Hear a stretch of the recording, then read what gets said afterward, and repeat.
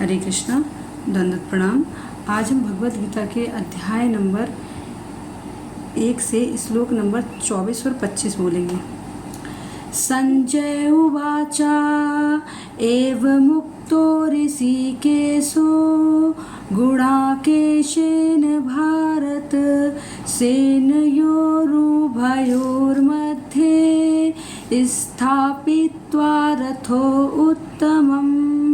श्लोक नंबर 25 देखते हैं। भीष्मद्रोणा प्रमुक्ताः सर्वेषां च महिषितम् उवाच पार्थ पश्यैतान् संवेतान् कुरुनीति।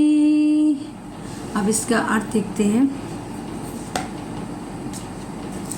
संजय उवाच, संजय ने कहा, एवं इस प्रकार उक्ता कहे गए ऋषिकेश भगवान कृष्ण ने गुणाकेशीन अर्जुन द्वारा भारत हे भारत के वंश सेनयोरो सेनाओं के उभयों दोनों मध्य में स्थापित्वा खड़ा करके रथ उत्तमम उस उत्तम रथ को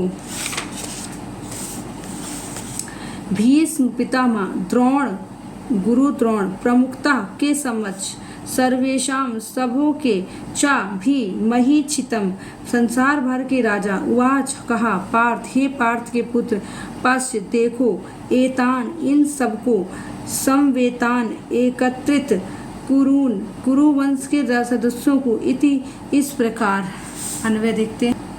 अन्वय संजय उवाच, संजय ने कहा, भारत हे भारतवंशी गुणाकेशीन निंद्रा विजयी अर्जुन के द्वारा एव युक्ता इस प्रकार कहे जाने पर ऋषिकेशा श्री कृष्ण ने उभयों सेनोर मध्य दोनों पक्षों की सेनाओं के बीच सर्वेशाम महीक्षितम सभी संसार भर के राजाओं के चा तथा भीष्म द्रोण प्रमुखता भीष्म द्रोण के सामने रथ उत्तम रथ को स्थापित कर इति इस प्रकार उवाच कहा, पार्थ हे अर्जुन एतान इन समवेतान एकत्रित हुए कुरुन कौरवों को पश्य देखो। अनुवाद। संजय ने कहा, हे भारतवंशी अर्जुन द्वारा इस प्रकार संबोधित किए जाने पर भगवान कृष्ण ने दोनों दलों के बीच में उस उत्तम रथ को लाकर खड़ा कर दिया। भीष्म द्रोण तथा विश्व भर के अन्य समस्त राजाओं के सामने भगवान ने कहा कि हे पार्थ यहाँ पर एकत्र सारे कुरुओं को देखो। इसका अर्थ समझते हैं। अब संजय का वर्णन करते हुए कि फिर क्या हुआ बोल रहे हैं। गुणा का अर्थ है निंद्रा ईश्वर। अर्जुन ने अपने सखा भगवान श्री कृष्ण के गुण और लावण्य की स्मृति के अभिनिवेशन से निंद्रा को जीत लिया था। अपने परम भक्त अर्जुन के द्वारा प्रवर्तित होकर ऋषिकेश जो उनकी चित्तवृत्ति से अनभिज्ञ थे, उन भगवान ने अग्नि के द्वारा प्रदत्त सर्वोत्तम रथ को दोनों सेनाओं के मध्य स्थापित किया, जिससे द्रोण भीष्म और अन्य राजाओं के मध्य अर्जुन सम्मुख हो सके।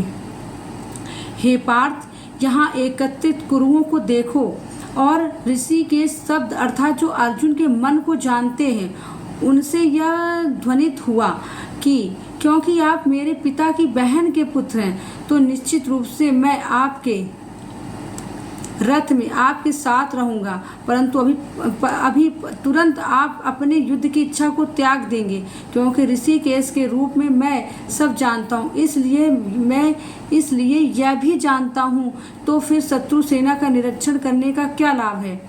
यह उपहास में कह रहे हैं। प्रभुपाद तात्पर्य देखते हैं।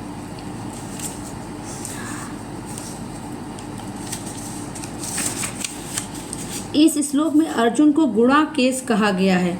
गुणा का अर्थ है नींद और जो नींद को जीत लेता है वह गुणाकेश है। नींद का अर्थ अज्ञान भी है। अतः अर्जुन ने कृष्ण की मित्रता के कारण नींद तथा अज्ञान दोनों पर विजय प्राप्त की थी। कृष्ण के भक्त के रूप में वह कृष्ण को क्षण भर भी नहीं भूल पाया, क्योंकि भक्त का स्वभाव ही ऐसा होता है। यहाँ तक कि चलते अथवा सोते हुए भी कृष्ण के नाम, रूप, गुण तथा लीलाओं के चिंतन से भक्त कभी मुक्त नहीं रह सकता। अतः कृष्ण का भक्त उनका निरंतर चिंतन करते हुए नींद तथा अज्ञान दोनों को जीत सकता है। इसी को कृष्ण भावनामृत या समाधि कहते हैं। प्रत्येक जीव की इंद्रियां तथा मन के निर्देशन अर्थात ऋषिकेश के रूप में कृष्ण अर्जुन के मंतत्व को समझ गए कि दोनों क्यों सेनाओं के मध्य में रथ को खड़ा करवाना चाहता है। अतः उन्होंने वैसा ही किया और फिर वे इस प्रकार बोले। समस्त जीवों के परमात्मा स्वरूप भगवान कृष्ण यह जानते थे कि अर्जुन के मन में क्या बीत रहा है। इस प्रसंग में ऋषि के शब्द का प्रयोग सूचित करता है कि वे सब कुछ जानते हैं।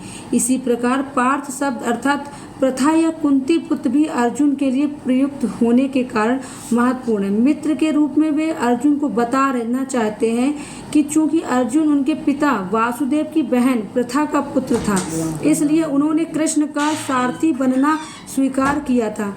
किंतु जब उन्होंने अर्जुन से कुरुओं को देखो कहा तो इससे उनका क्या अभिप्राय था?